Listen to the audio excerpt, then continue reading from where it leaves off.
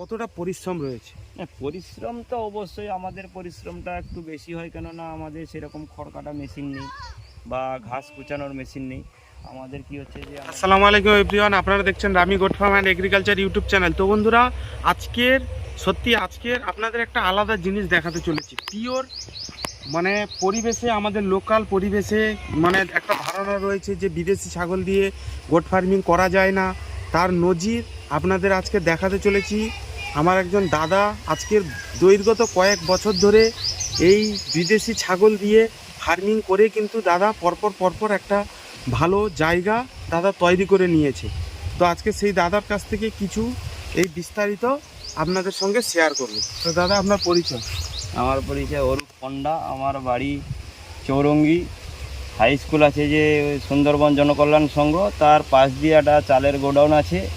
এই গোডাউনের পাশ দিয়ে ঢালাই রাস্তা একটুখানি এলে আমার বাড়ি, ঠিক আছে। আর আমার পরিচয় হচ্ছে আমি এখন গাড়ি চালাই। তারপরে দ্বিতীয় কথা, আমি ফার্মিং করেছি আজকে ধরো 7-8 বছর ধরে। তো আগে আমি লোকালিটি ছাগল দিয়ে ফার্মিং করতাম, তাতে দেখলাম যে সেরকম কিছু ডেভেলপমেন্ট পাচ্ছি না, বা মার্কেটে সেরকম রেটে আমি যে কষ্ট করে পালন করছি তার পয়সাটা আমার আসছে না। তাই জন্য আমি আস্তে আস্তে বিদেশি ছাগলের দিকে একটু ঝুঁকি নিলাম। ঝুঁকি নিতে নিতে পরপর আমি হালকা হালকা করে কিছু আনতে একসঙ্গে তো এত টাকা দিয়ে আনা সম্ভব হয়নি।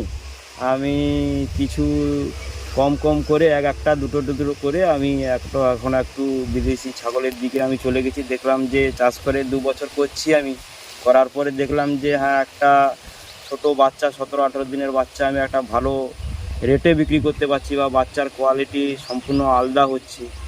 এই কারণে আমি একটা বিদেশি দিকে একটু ঝুঁকি, আবার আমি যাব কিছু বিদেশি আনতে।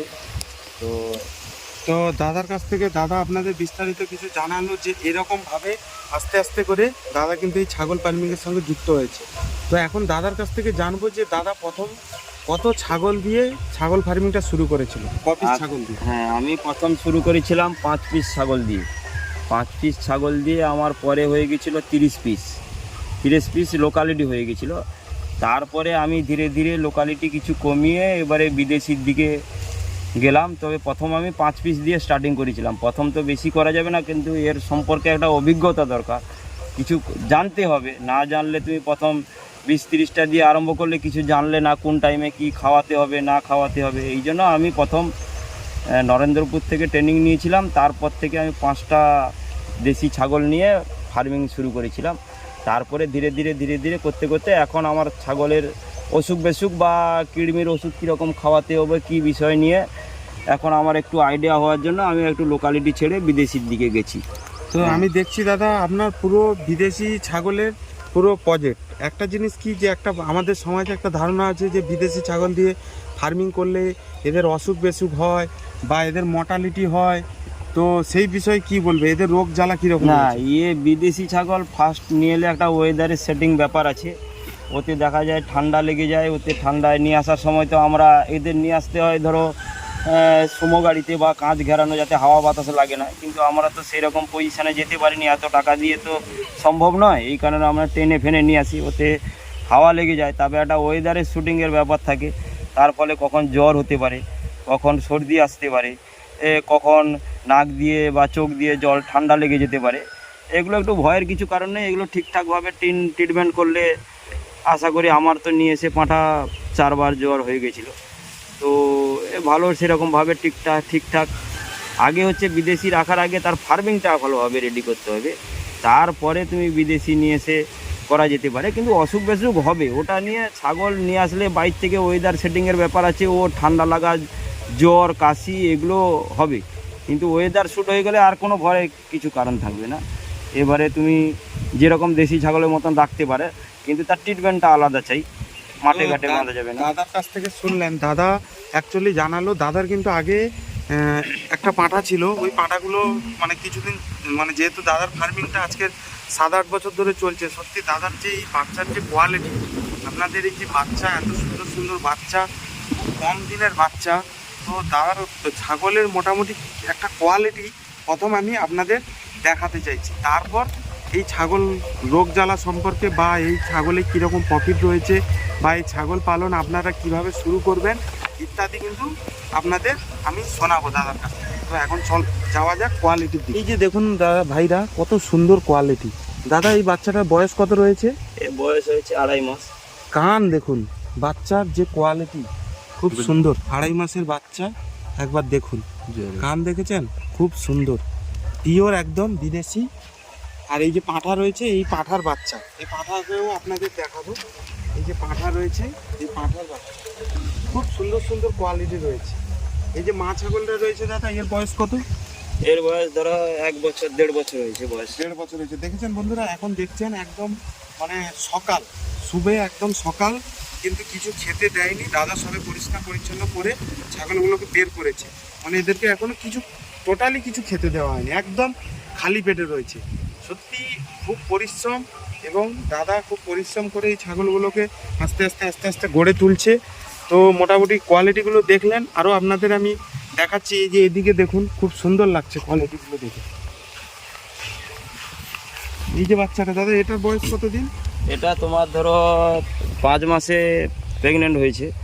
এ ধরো হয়ে গেল ধরো আজকে 1 বছর 1 মাস মতন বয়স।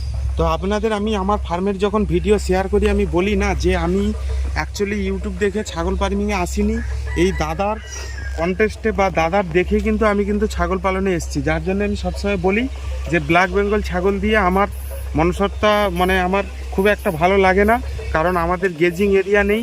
আমাদের কিন্তু প্রপার একটু বিদেশি ছাগল দিয়ে ফার্মিং করতে হবে। দাদার কাছে কিন্তু অনেক ছাগল ছিল, আপনারা যারা এসছেন আগে জানেন।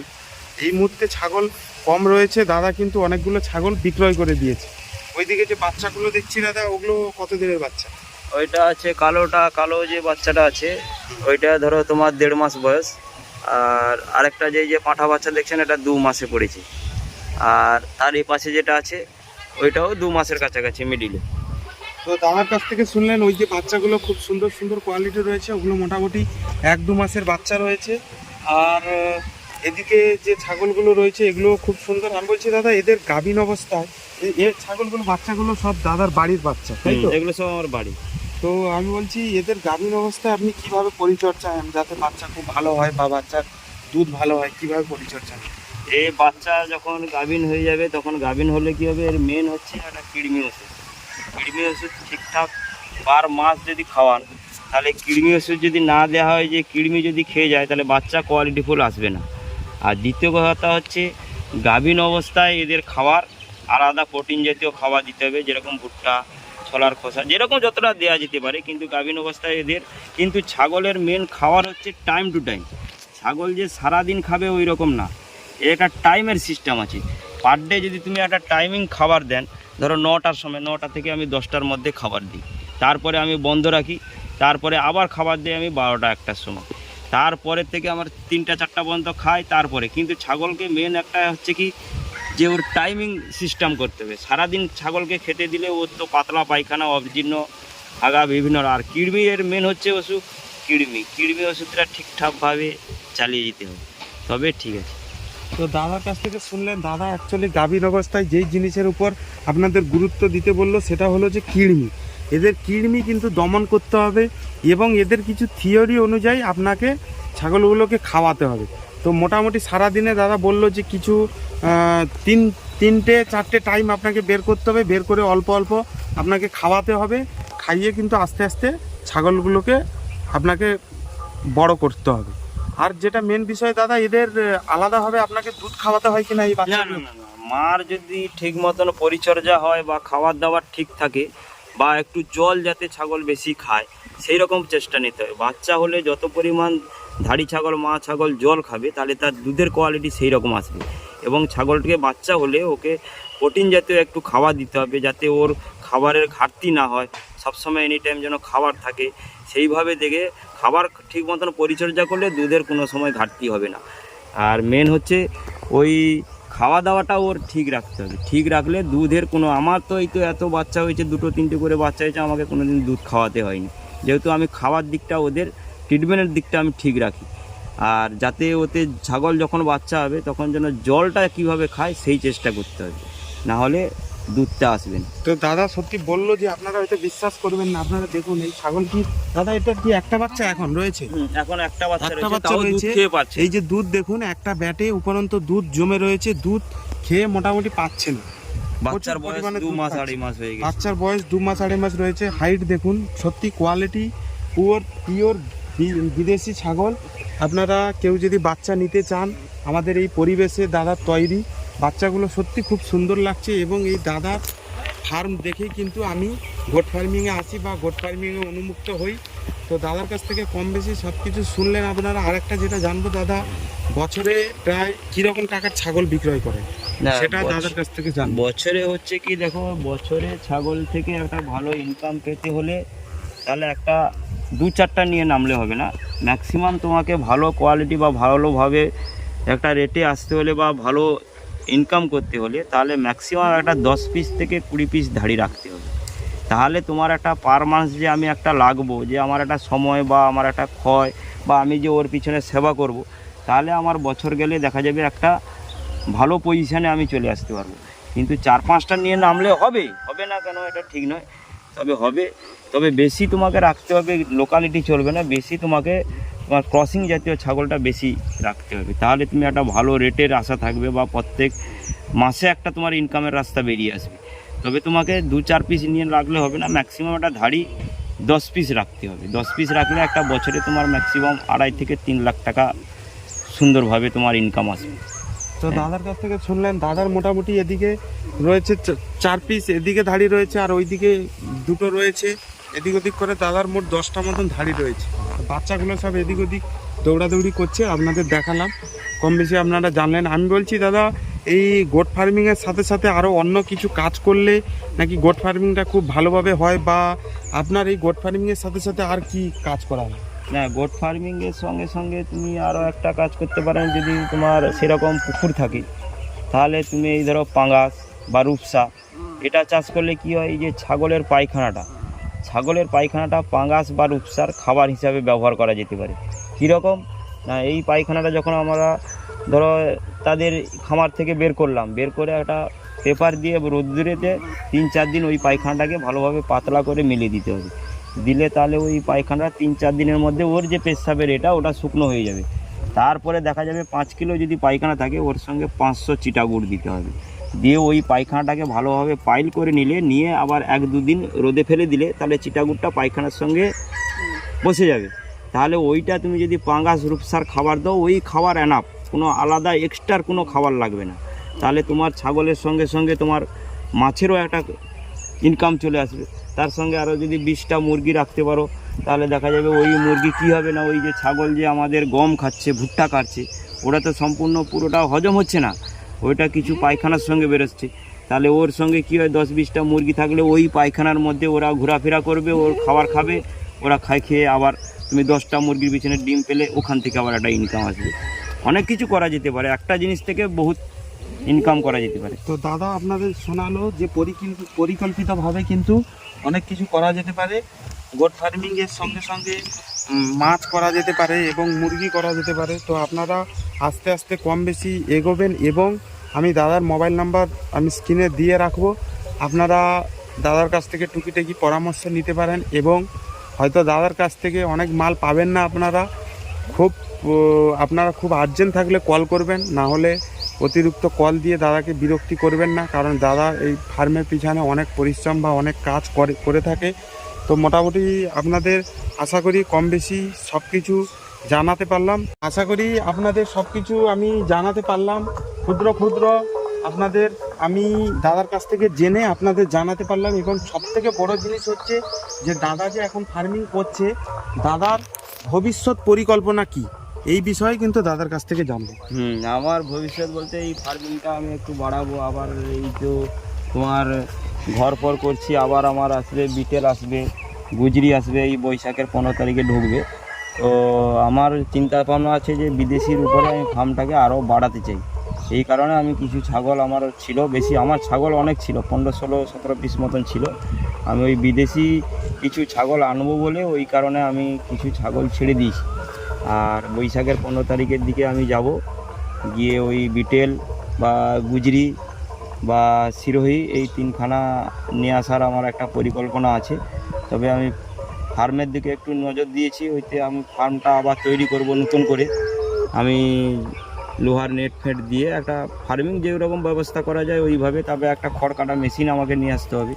তো খড় কাটা মেশিন নিয়ে এসে আমাকে খড় কাটার একটা পজিশন করতে হবে। এই জন্য আমি ফার্মটাকে ধীরে ধীরে আস্তে আস্তে বাড়ানোর দিকে আমি যাচ্ছি। তো মোটামুটি দাদা একটা বিদেশি ছাগল পিওর বিদেশি রয়েছে, তার মধ্যে ধরুন কিছু ক্রস বাচ্চা হওয়ার জন্য দাদা কিন্তু ওই বাচ্চাগুলোকে সব বিক্রয় করে দিয়েছে। এই মুহূর্তে পুরো প্রপার বিদেশি।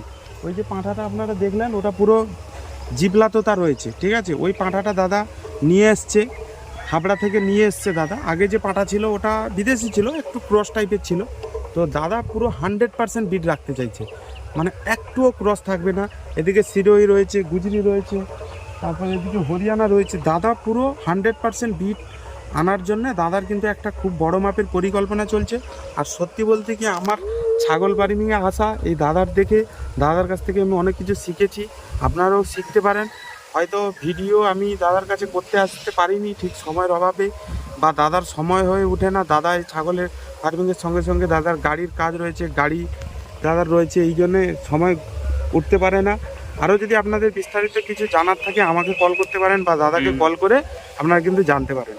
এখন মোটামুটি একটা জিনিস জেনে দাদার কাছ থেকে শেষ করতে চাইছি, যে দাদা কেউ যদি নূতন ফার্মিং করে তার পরিকল্পনা কি, বা কিভাবে ঘর করবে, বা কটা ছাগল দিয়ে শুরু করবে, এই বিষয়ে হয়তো একটু বিস্তারিত বড় হবে, কিন্তু দাদা সুন্দর করে আপনাদের গুছিয়ে বলছি। কেউ যদি নূতন ফার্মিং করে কিভাবে ফার্মিংটা শুরু করবে।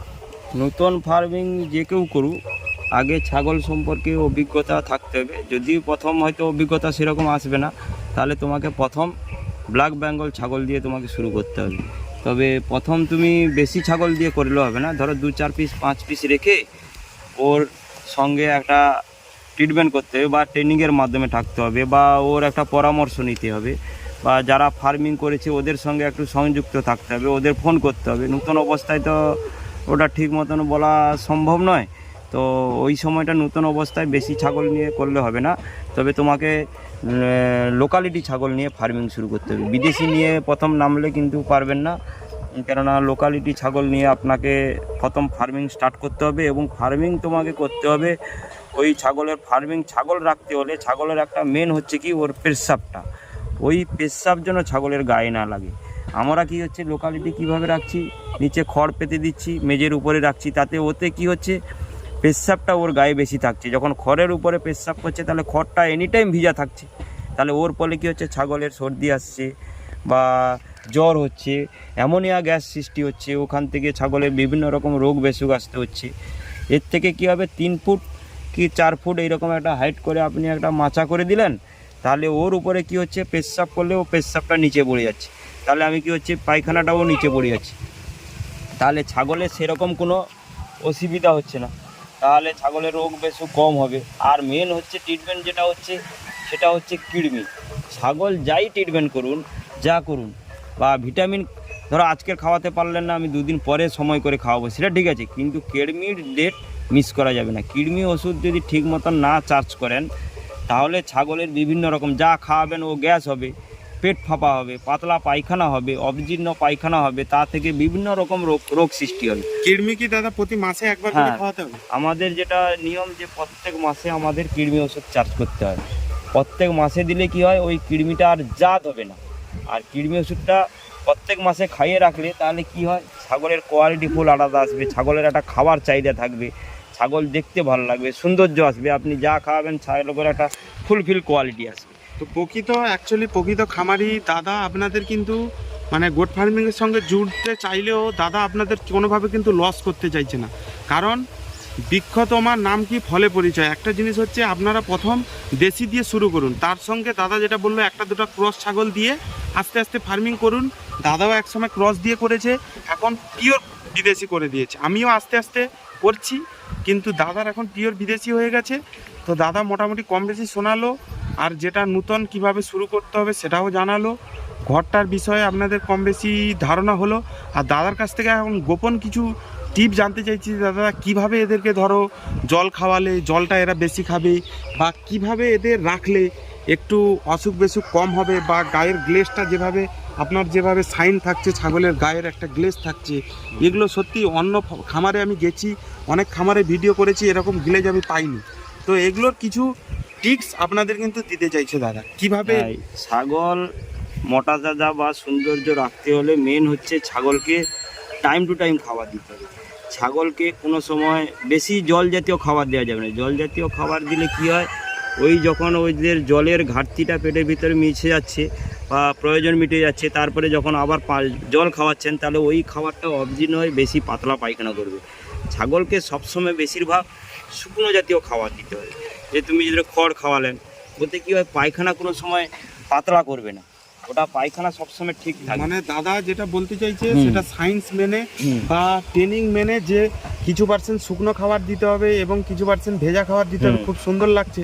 তো আপনারা ধ্যান দিয়ে দেখুন, দাদা একটা আলাদাভাবে পরিকল্পিতভাবে আপনাদের জানাতে চাইছে কিভাবে খাওয়াতে হবে। এবারে কি হচ্ছে, আমরা ডাক্তার কি হচ্ছে বই টই পড়ে, কিন্তু আমরা প্রত্যক্ষভাবে চাষ করে করে আমরা নিজেরা দেখছি, হাতে কলমে খড়ি দিয়ে আমরা নিজেরা চাষ করছি। চাষ করে আমরা পক্ষত কি হচ্ছে না হচ্ছে, অসুখ বিসুখ কীরকম হয় না হয়, সেই রকম আমরা করছি। এবং ছাগলকে খাবারটা পার ডে দেওয়া যাবে না। এবার ধরো সকাল থেকে তুমি ছাগল, আবার বেশি ভোরেও ঠান্ডা ওয়েদার ছাগল কিন্তু সহ্য করতে পারে না।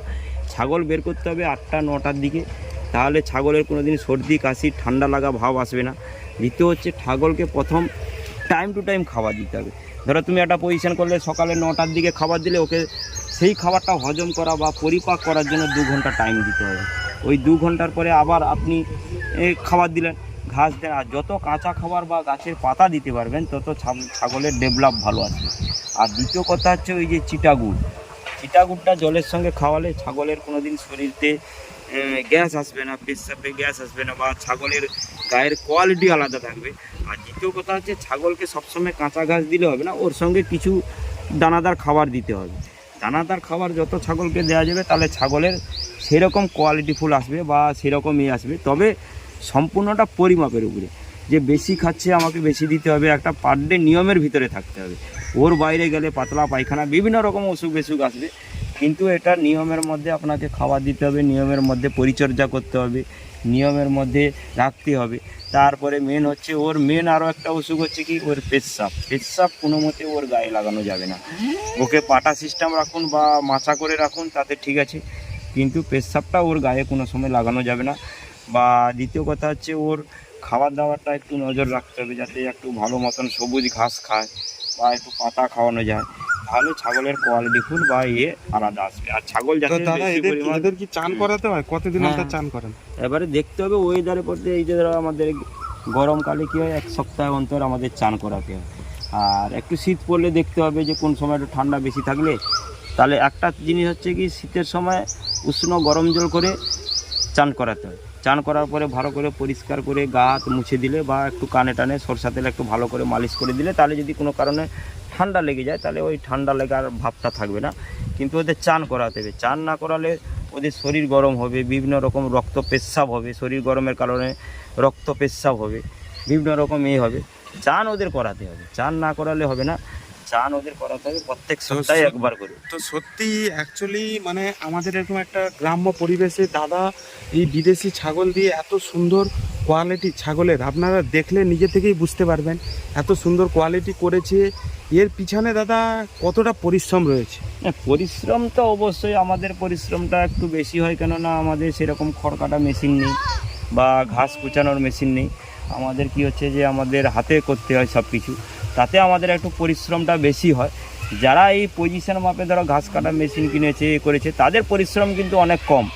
আর অ্যাকচুয়ালি ছাগলের পিছনে পরিশ্রম বেশি দেওয়ার উচিত নেই। তো হচ্ছে টাইম টু টাইম, তুমি টাইমের মধ্যে সব কিছু করো, তাহলে তোমার পরিশ্রম বেশি মনে হবে না। আমাদেরটা বেশি মনে হয়, কেন আমাদের ঘাস কাটতে হয়, ঘাস কুচাতে হয়, বা ছাগল যত ছোট জিনিস খেতে চায়, যাতে ছোট জাতীয় জিনিস হয়। ঘাসটা আপনি পুরোটা গোটা দিয়ে দিলেন, কি হলো, কিছু খেয়ে ফেলে দিল, নষ্ট হলো বেশি।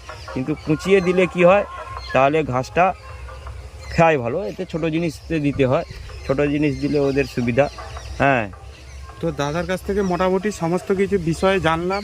আশা করি আপনাদের আর কিছু বিষয় জানার থাকলে দাদার মোবাইল নাম্বারে যোগাযোগ করবেন এবং দাদার ফার্মটা দৈর্ঘ্যত আরও বড় হতে চলেছে, আমি পরবর্তী এসেও আপনাদের দেখাবো। তো আজকের ভিডিওটি এখানেই শেষ করছি। আপনারা আমার চ্যানেলে যারা নতুন, প্লিজ চ্যানেলটাকে সাবস্ক্রাইব করে লাইক দিয়ে আমার পাশে থাকবেন। এরকম নিত্য নতুন ভিডিও কিন্তু আমার চ্যানেলে আসতে চলেছে পরবর্তী দিনে।